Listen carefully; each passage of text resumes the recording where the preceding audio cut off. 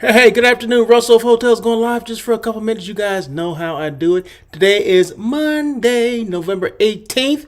And hey, we're hanging out a little bit. We're doing the daily check-in. This is the daily check-in with Russell of Hotels, where I talk about, some hospitality related things. It's all good and fun. But every now and then I do share the good, the bad, the ugly of the hospitality industry. But it's mostly good. But, sometimes there's some stuff that goes on, right? And I just have to share. I just have to tell you. I do have to share it. But today, like I said, I do this daily check-in Monday, Wednesday, Thursday, and Friday, and we're live here on LinkedIn, YouTube, and Facebook. So let me just make sure before I get started, get carried away. I put on the chat. So feel free to make comments and all that kind of stuff because I'm here for all of that. So yeah, just go to the chat or the comment section, type in, hit the send button, and I should get your whatever, your question, your comment, your hey, hello, how you doing, whatever. These daily check-ins don't have to last that long. They typically go about 15, 20 minutes or so. Today may be a fast one. I'm not sure, but I'm going to try to keep it under that because I do have somewhere to go. So I just want to make sure you know that. But so I also do a show called On Air with Russell of Hotels. It's a live hospitality talk show that everyone's talking about. It comes on Tuesdays at 1 o'clock PST, 1 p.m. PST. That means here in California. I'm in Los Angeles. So, if you're in a different time zone, adjust accordingly, if you will. But once again, we talk about that show's a little longer. That goes about an hour. Actually, I've been condensing it. So it's between 45 minutes to an hour. Like last week, I think it went about maybe 45 minutes or whatever. So I'm getting, the content out a little. I'm not downsizing, compacting the content that I'm getting, right. So I'm, maybe got rid of a couple, scenes and slides and all that kind of stuff where I don't talk about it anymore. So, because I wanted to be, kind of quick hitting. You get the information, you get it, and you go, right. And I want to give resources. I mean, I am a resource, but I want to make sure that the stuff that I talk about, the topic, that you have access to it. And the access comes via my website, which is russellofhotels.com. And we'll get to all that in a minute. So, but anyway, I was at the Courtyard Marriott last week. For people that are new to, the daily check-in or On Air with Russell of Hotels, please note that every time I do a daily check-in or that show On Air with Russell of Hotels, I'm always showcasing a hotel. So, and sometimes two days in a row. So this is the second time that I'm showcasing the Courtyard Marriott Pasadena Old Town. That's the official name. Okay, so it's in the old part of Pasadena, I guess. I guess that's what that means. But no, that's the official name of it. So Courtyard by Marriott Pasadena Old Town. I was there for an open house last Thursday. Great to see the hotel. I had not seen the hotel before, and I was pleasantly surprised of just the renovation, which they did last year. Although I'd never been there before, but I mean, you can tell a newly renovated hotel because if you've been in enough hotels, you know what newly renovated is, or what it looks like. The new color schemes and new decor, that kind of things. Especially if you've been to other courtyards before that maybe have not been renovated, and you can see the old style of the hotel. Like, oh, okay, I see. And you go to a new one. Oh, this is okay. This one's a lot different. Not bright, lot brighter colors or whatever. Maybe a little bit more open, more communal in the lobby and things like that. So there you go. So my job is to go to as many hotels as I can to bring them to you because you may not have seen them before. I do hotel site selection, which means I go to I represent hotels. No, I don't represent hotels. Well, I guess I could, but I represent companies and organizations, even individuals, with finding that right hotel for their group. 10 rooms or more is considered a group. And normally it's a lot of corporate stuff that I do, but I do incentives. I do some leisure as well, but it's 10 rooms or more. And I help them find the hotel based on the destination. If they want to go to, say, Pasadena, one of the hotels I would look at, it would be the Courtyard by Marriott, Pasadena Old Town, right? So that would be one of the hotels that I would source on their behalf. And then from there, if they're interested in a hotel, then we go through the contract negotiation phase, which I do as well. and I present the contract to the client, or I go through the contract first before it's presented to the client. So those are some of the things that I do. And then also I do brand awareness. How many people knew that the Courtyard by Marriott, Pasadena Old Town, even existed? Some people don't know that, right? So my job is to create that brand awareness while I'm already at the hotel, right? I'm already at the hotel doing site selection, so I might as well bring it to the masses. And coming on the daily check-in or on air with Russell of Hotels is a way to deliver or show that brand awareness to the masses, meaning the people that may follow me or share my information on LinkedIn, YouTube, or Facebook. So that's what it's all about, right? So those are the things that I do. So that's it. Have a great day. No, I'm joking. But I'm not joking about the stuff. I was just joking. It was time to go. No, it's not time to go. I got a couple more minutes though. Hold tight. We're here about 6 minutes. See, I'm only 6 minutes in, and I'm on a roll. So let's just move forward because, like I said, these daily check-ins don't have to be that long. And each time I change a scene, you're going to see a different photo or video of the hotel. So this is the meeting space, and I have the specifics of the hotel too. So bear with me, and I'll tell you how much meeting space they do have, how many guest rooms, and that kind of stuff. And we'll, as we get to the slides, I'll let you know. So this is actually, what is this? This is a pool area. Yeah, I mean, there's no mistaking. This is a pool. That's a pool. This is their outside patio area. They have like a fire pit on the left side of the pool. So you can't see it on this photo, but I think I have a video of it. But yes, just a nice hotel. I mean, it's not overly big, about 300 or so rooms, some meeting space, a lot of communal space. Like I said, communal meaning, Marriott has gotten to this thing where they want people to congregate. They want people to network. They want people to talk to one another, create that synergy, if you will. They have working spaces and communal spaces where people can sit together and plug in their phones and their iPads and do work and all that and get that free Wi-Fi, all that stuff. They create an environment or a space for that. And I appreciate it because I get the free Wi-Fi, and I can also office out of those hotels, right? So it can be my office of the day. So I don't spend a lot of time in my home office, which is where I am now. I spend a lot of time in hotel lobbies because how do you get to know hotels if you don't spend time in them? So if I wasn't, if I was Russell of the living room, then I'll be spending more time in the living room, right? At home, or Russell at home. I wouldn't be Russell of Hotels. Well, if you got the name Russell of Hotels, guess what? You got to be in hotels. I got to be in a hotel. So anyway, there you go. Did it make sense to you? Hopefully it did. Anyway, blog, the blog. So go to russellofhotels.com. That's where my blog is. Everything that I talk about, like the topic for today, will be on the blog. The topics I talked about last week and the weeks before that will be or are on the blog currently. And they'll stay there forever. I don't delete anything, but just go to the blog. Just go russellofhotels.com. Go to the drop down menu for the blog. It'll say blog, hit that button, bing, and then all the topics that I talked about or I discussed, even some of the hotels that I've been to, there'll be photos, videos, and then just information about what I talked about. So you don't necessarily have to take notes when I do these things because the topic is always going to be on the blog or where I've been or where I'm going, all that kind of stuff. My life, my business life is an open book. So, or open blog. So you don't have to ask, you don't have to search around, you don't have to be secret. No, just, it's there. My information, my life is there. My business life is there.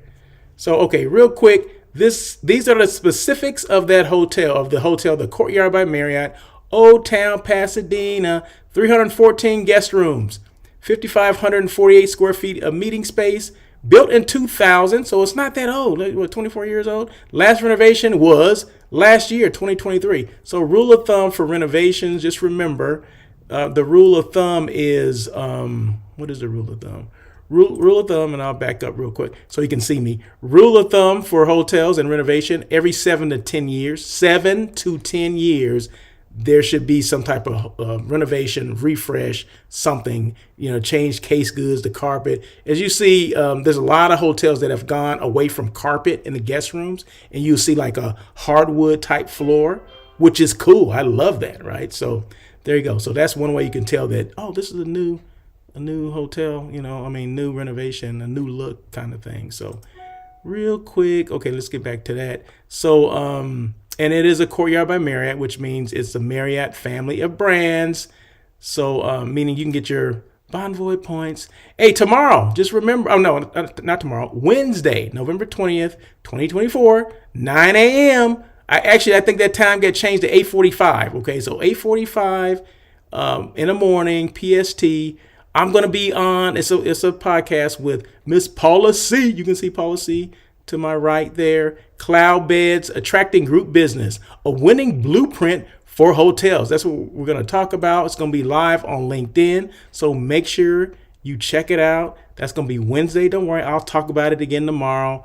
And you be ready to check it out. So just go to LinkedIn and you'll be able to see it. Just like you're able to see me here. Boom, boom, boom.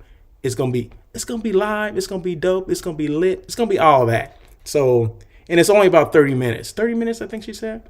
Yeah, 20 minutes, 30 minutes, something like that. So it's not going to be a long, drawn out conversation. So it's going to be all right. It's going to be okay. So anyway, the topic for today, real quick, popular travel segment terms. Have you ever heard of these terms before? I mean, sometimes I hear these things. I'm like, who comes up with this stuff? But hey, but there's definitions for all of them, and I have the definitions. So, but keep in mind that you don't have to write all these down. They're going to be on my blog later today. I'll make sure I put them there. So real quick, here are some popular and emerging terms in the travel and hospitality industry that are shaping trends, like bleisure. Okay, bleisure, that's an old term for me, right? Because when I was working in the hotel space or on property, that was one of those words that was just coming up, like, what is the bleisure? All this kind of stuff, right? So bleisure, definition, a blend of business and leisure. Okay, that makes sense. Referring to travelers who combine work trips with personal vacation time. Okay.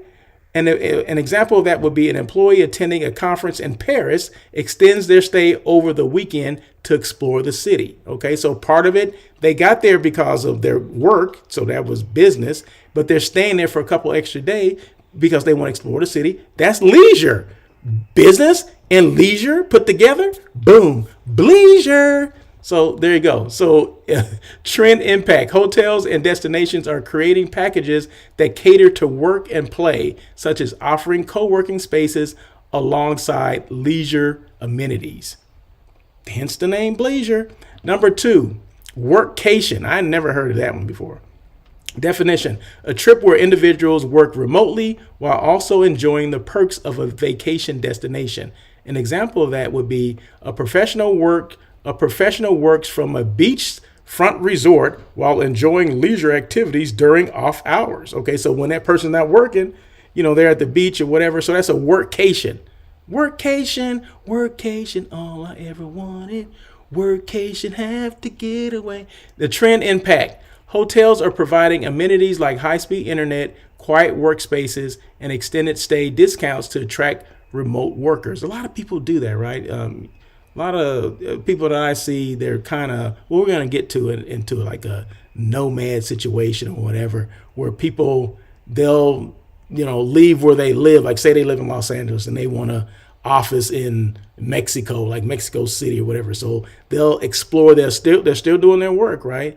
But everything is so virtual, they can work from anywhere in the world that they want to, but they still have to work, right? And they want to explore where they are. So there's a lot of that stuff going on because all you need to be is connected. And that's, a laptop and some internet. That's all you need, Wi-Fi, and you're good. And a lot of people travel with their hotspots. They don't need, to tap in. Like I would need some free Wi-Fi from somewhere, a hotel or whatever. Well, no. And I guess if I traveled a lot, I would have my own hotspot, which I don't currently have. You would think I have a hotspot, right? But other than my phone, no, I don't have a hotspot. But I need a dedicated one. You need a dedicated hotspot. So anyway, so that's workcation. Number 3, slow travel. A focus on spending more time in fewer destinations to immerse oneself in local culture and reduce travel stress. Example of that would be spending a month in Tuscany, living like a local rather than rushing through multiple European cities in 1 week. The trend impact encourages destinations to offer longer stay packages and emphasize authentic cultural experiences. That's slow travel. So you want to stay there and spend more time. You want to go through fewer destinations. You want to spend more time in the destinations you will be, instead of just, okay, I'm going to go here, I'm going to go there, spend a day here, a day there, and keep going. You know what I mean? So it's a slower pace.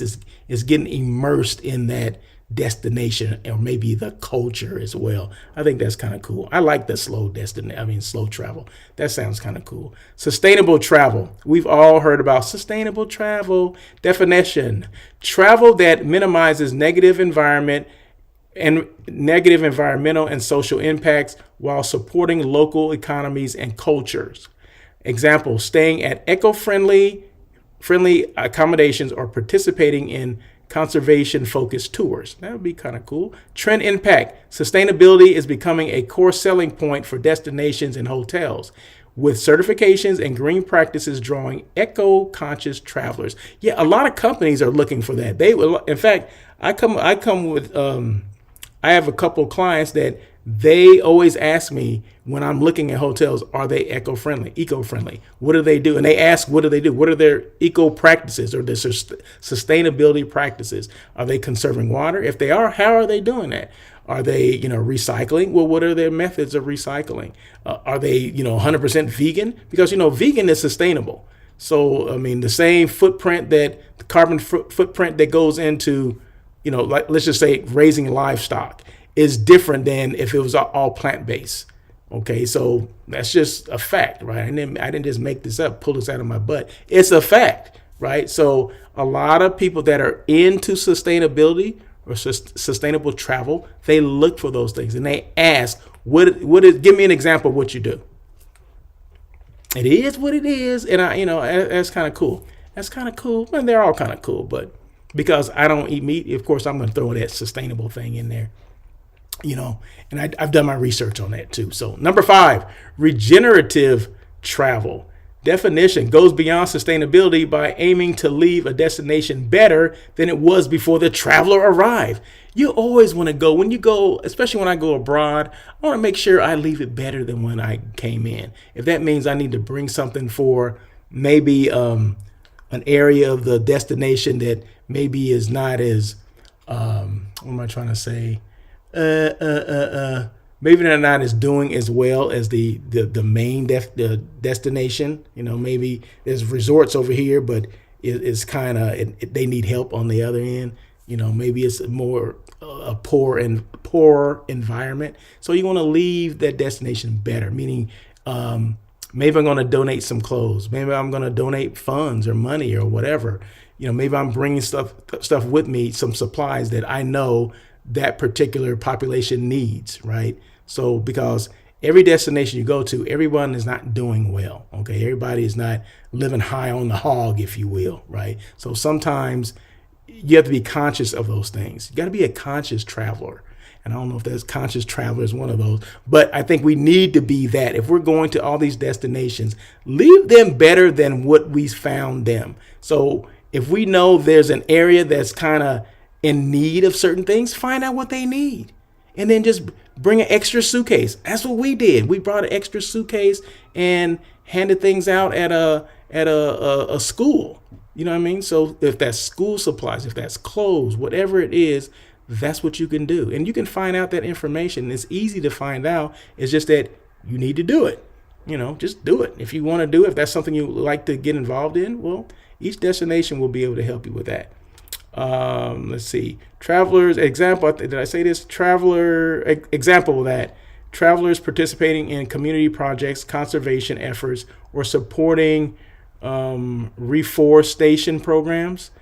Trend impact. Destinations and operators are promoting hands-on experiences that positively impact local communities and ecosystems. So whatever that is, if that's, maybe replanting, things like They already have the seedlings where they just need help planting. I mean, those are things that you can do. So that's an example of regenerative travel. Number 6 is jet setting, or set jetting, set jetting, not jet setting. I was thinking about jet set with Jeanette, but no, set jetting. Definition: traveling to destinations featured in popular movies or TV shows. Set jetting. Okay, you see a movie set, a TV set, or whatever, not TV set, a movie set or movie scene. You're like, oh, I want to be there, right? I want to go and experience that. That's what that means. Okay, so example of that would be visiting Iceland to see filming locations for the Game of Thrones. So if you're into the Game of Thrones, you're probably looking like, oh my God, what is that? That's kind of cool. What is the backdrop there? So you want to go and experience that backdrop of Game of Thrones. You go to Iceland and see it. So that's a definition or an example of what set jetting is. The trend impact.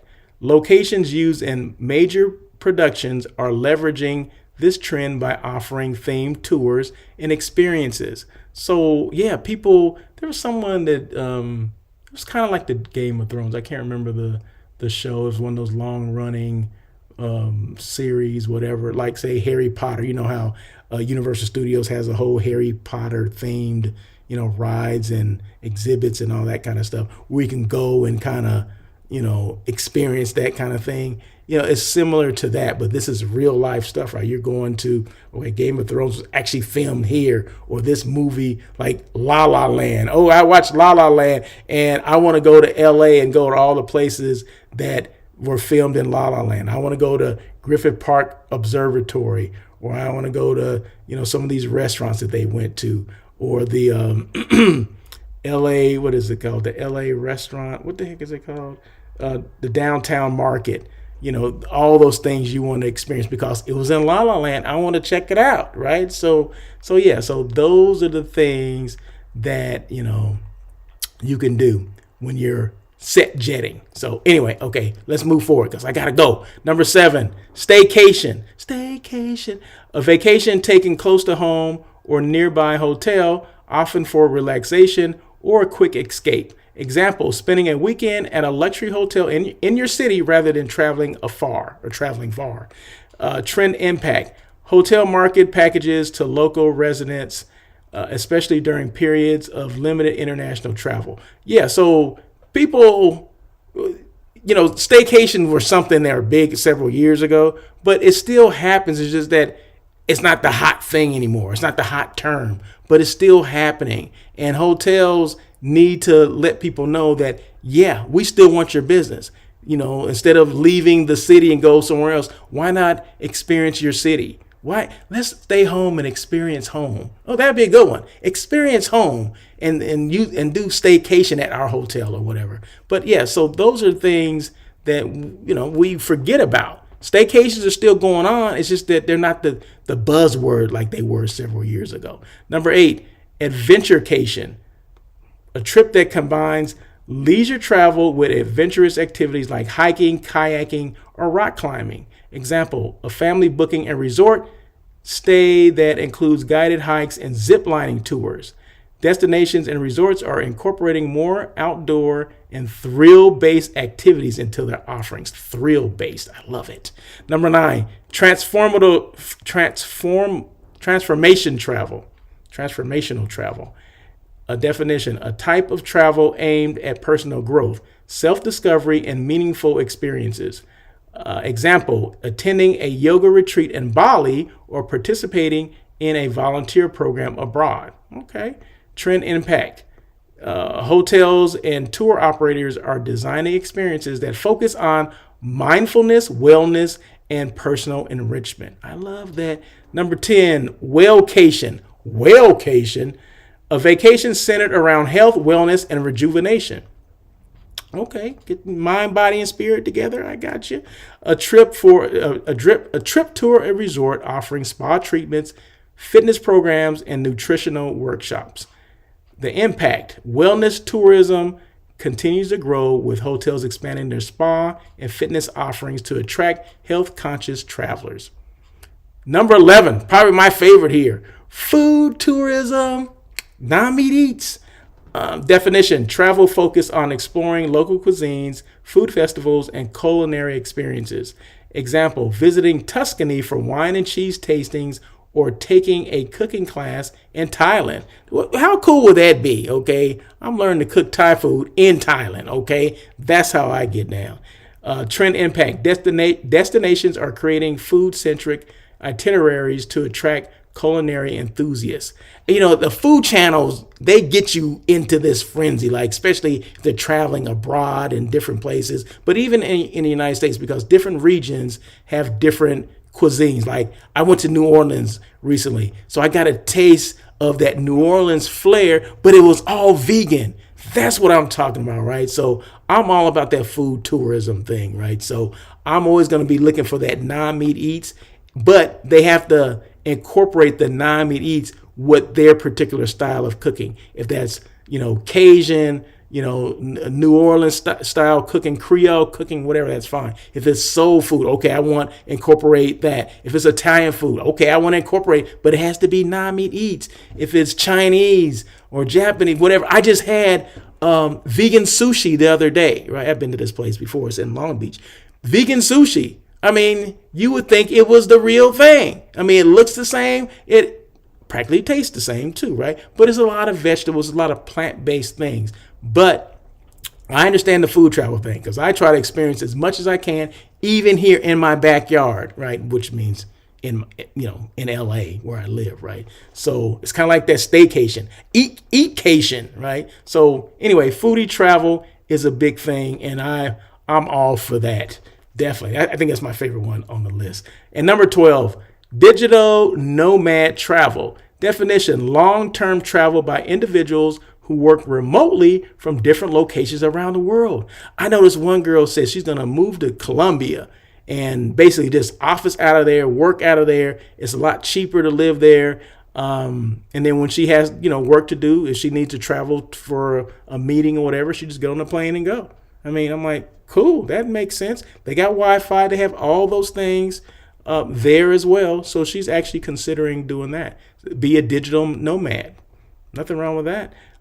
Example, a software developer spending 6 months working from co-working spaces in Bali, Lisbon, and Mexico City. Yeah, you can do it. As long as they got the Wi-Fi, everything's set up that way, yeah, everything is good. Trend impact: destinations and hotels are offering digital nomad visas, co-working amenities, and community building activities. So it's easy to do it. So why not? So those are the different types of travel. These terms highlight how travel is diversifying to meet changing customer preferences and lifestyles, offering new opportunities for hotels, CVBs, DMOs, and other industry stakeholders to innovate and cater to niche markets. So all these things, have hotels identified these things even exist? I don't know, because I don't work in a hotel, right? But a lot of them know the Bleisure, okay? But, maybe the workcation, maybe the staycation, but there's a lot of other things that we're not taking advantage of. So these are just examples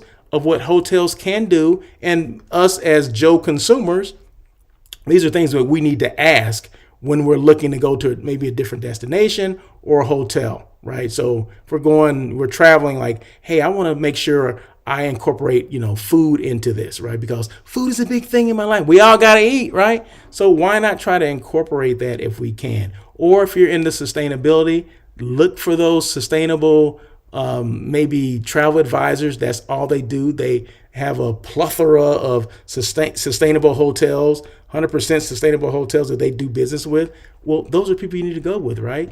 I mean, the same with regenerative travel, set jetting. Maybe somebody just specializes in, hey, anything that's on TV, we can find, or I can take you to there. Like, you see a movie and it's the Great Wall of China in the background. Well, they got tours for that, right? I've been to the Great Wall. Okay. I saw it on TV. I'm like, that's where I want to go. What about Niagara Falls? I saw that. I actually went there like 3 weeks ago. So a lot of these things, we can experience it. Hotels, like I said, if they're not doing that, they should be doing it. DMOs, CVBs, if they're not offering these things or not, maybe finding packages for you, they should be. Okay, so ask the extra question. If you're interested in these things, ask that extra question. And remember that this is going to be on my website, russellofhotels.com, under the blog section. So you don't have to write any of this stuff down. It's going to be there. So anyway, once again, Tuesdays, that's tomorrow, 1 o'clock PST. Tomorrow's show, I think, is going to be show number 277. I may go over this topic again. I don't know. I think this topic is so dope. I think I should go over it again. So make sure you check it out tomorrow, live on LinkedIn, live on YouTube, live on Facebook. It's On Air with Russell of Hotels, that live hospitality talk show. So that is it, I believe. And once again, this is the Courtyard by Marriott in Old Town, Pasadena. Remember I mentioned communal space. Marriott is into this communal space. Prime example right here. That's kind of like a boardroom, but it's in the lobby.